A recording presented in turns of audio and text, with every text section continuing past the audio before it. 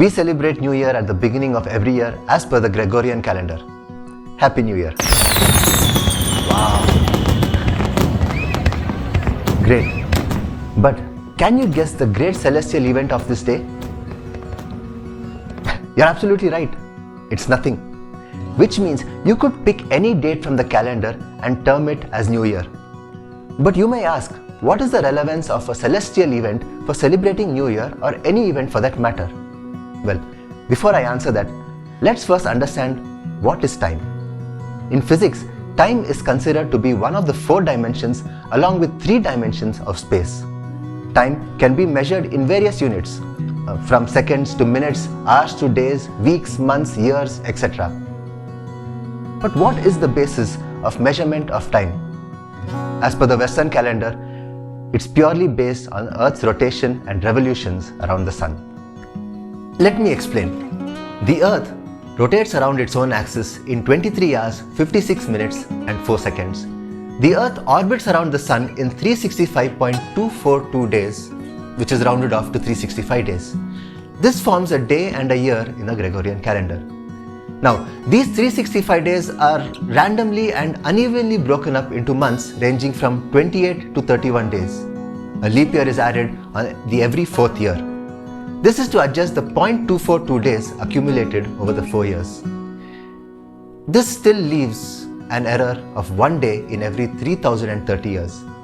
Though the calendar is based on celestial events, that is the Earth rotating on its own axis and around the Sun, still the calendar neither starts on any event or has any reference to it. Now, let's look at the Hindu calendar. There are different calendars used in India in different parts of the country. The Vikram Samvat, which is named after the legendary king Vikramaditya, is widely used in North India. The Shali Vahana Shaka is more popular in South India and is named after the king Shali Vahana. Now, there are other calendars as well, like the Tamil, Bengali or even the Malayalam calendar. The official civil calendar is the Shaka calendar, which was adapted in the year 1957. The 2 different systems followed in India are the solar calendar and the lunisolar calendar. However, to understand how these calendars are developed, we first need to dwell into the field of astronomy.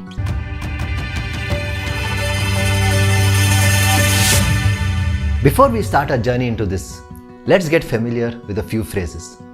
First, Samvatsara means 1 year, Ayana half a year, Ritu 2 masas or 2 months, Masa, which is about a month, Paksha 15 days, Vara 7 days and Tithi, which is 1 day. We'll come back to these terms soon. So here is a heliocentric model of the solar system where all the planets and other bodies orbit around the Sun. Since all our observations are done from Earth, we will now switch to what is referred to as a geocentric model. In this model, all celestial bodies, including the Sun, apparently orbit around the Earth. When we extend the equator far into space, it will create a celestial equator. The path the Earth takes to orbit around the Sun is called the ecliptic path. Since the Earth is inclined by about 23.5 degrees, the ecliptic path is also inclined. The apparent motion of all the objects are on this path with a slight deviation by a few degrees. For the background, we will use the stars which are many light years away from the Earth and call it the celestial sphere. This celestial sphere can be used to identify the movement of objects which are closer to us. Now, let's connect some of these stars close to the ecliptic path to create constellations. Now, there are a total of 88 constellations. However, we are interested in only those that are close to the ecliptic path. These are 12 constellations starting from Aries and ending with Pisces. These 12 constellations are named as Rashis, which also form masas in the Hindu solar calendar. These Rashis are further divided into nakshatras, which are either individual stars or a group of stars. There are a total of 27 nakshatras, which broadly form the canvas for the calendar.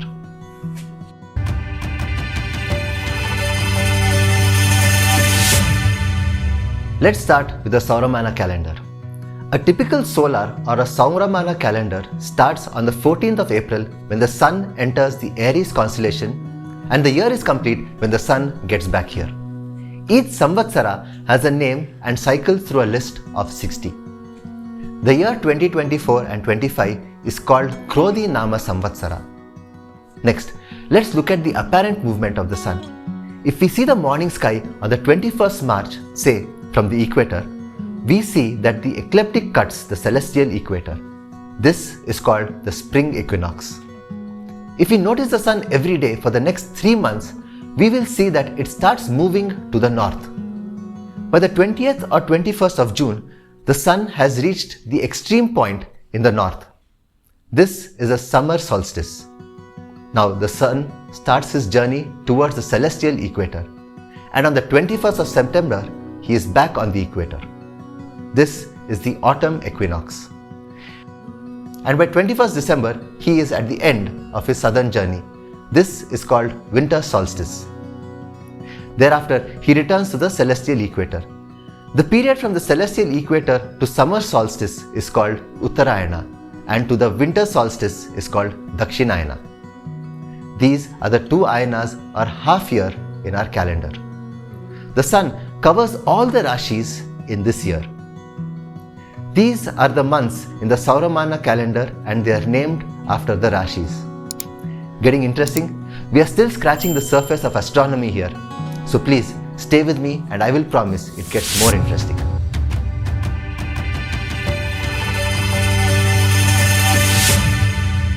Let's continue our journey into the science behind the Hindu calendar. We had a peek at the calculations and namings of the year, the month in a Sauramana calendar. Now, let's introduce this with a twist. Let's add our own natural satellite, the moon.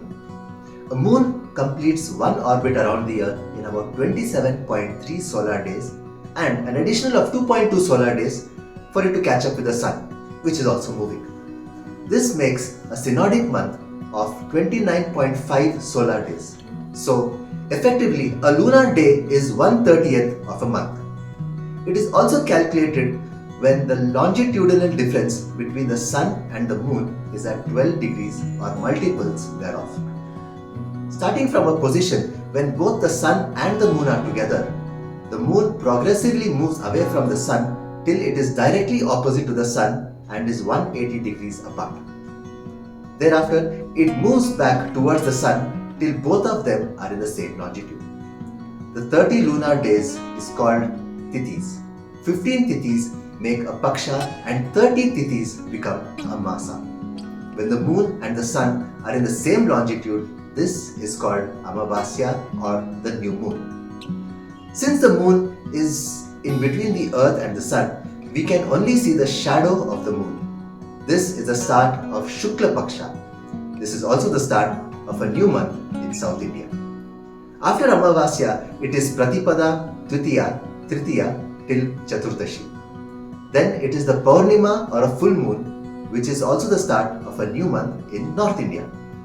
The tithis which follow again start with Pratipada, Dvitiya till Amavasya. This is Krishna Paksha as the moon starts waning. Now, let's introduce additional characters to this story. The nakshatras. Each rashi is identified with nakshatras. A nakshatra comprises of either 1, 2 or more stars, and each rashi has 3 nakshatras. Now you might be asking, why 27 nakshatras? Since the moon completes its rotation in 27 solar days, each nakshatra has been identified for each day. In the Chandramana calendar, each masa is named after a nakshatra. Again, this has a clear logic to it and it's not arbitrary. Based on the nakshatra, the moon could be closest on a Purnima day. The masa is named after it. For example, moon will be around Chaitra nakshatra on the first Purnima. Hence, the first masa is named as Chaitra masa. Similarly, all other masas are named in this manner. There are 12 masas. 2 of these masas make a ritu, which means a season. There are a total of 6 ritus. Next, let's look at varas. A vara is a week. There are 7 days in a vara. Now, how are these named? First, The angular velocity of the planets which are visible are taken and sorted in a descending order. In the case of the Sun, the angular velocity of Earth is superimposed on the Sun. Then the 24 hours or horas are allotted to these objects. The first day of the week is named after the planet in the first hora. The subsequent day is named after the 25th hora planet. And this is how 7 days in a week were named. Let's pause for a moment here. Just think, these calendars were made thousands of years ago based on celestial events when telescopes were not even thought of. The rishis were not hiding in their caves at night like other civilizations, but were out in the open and studying the open sky, with millions of stars ranging from the smallest to the biggest. It is unbelievable that they could differentiate them from planets and other objects. And not just that, they even documented their positions and their movements. Isn't that crazy? So far, we have seen Sauramana, Samvatsara, Ayana, Ritu, Masa, Paksha, Tithi. Now, let's look at Chandramana Samvatsara and how it's worked out. The first Amavasya after the vernal equinox is the beginning of Chandramana calendar in South India. In the north, it is the first Purnima after the vernal equinox. So, in the year 2425, a new year starts on the 9th of April, which is the first Amavasya immediately after the vernal equinox on the 21st of March.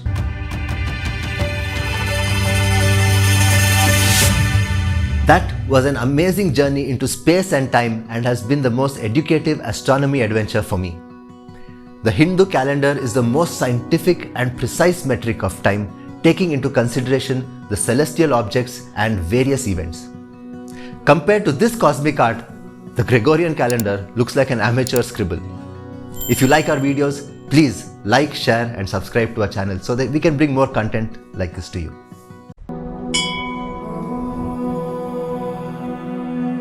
Namah Suryaya Chandraya Mangalaya Budhaya Cha Guru Shukra Shani Bhascha Rahave Ketave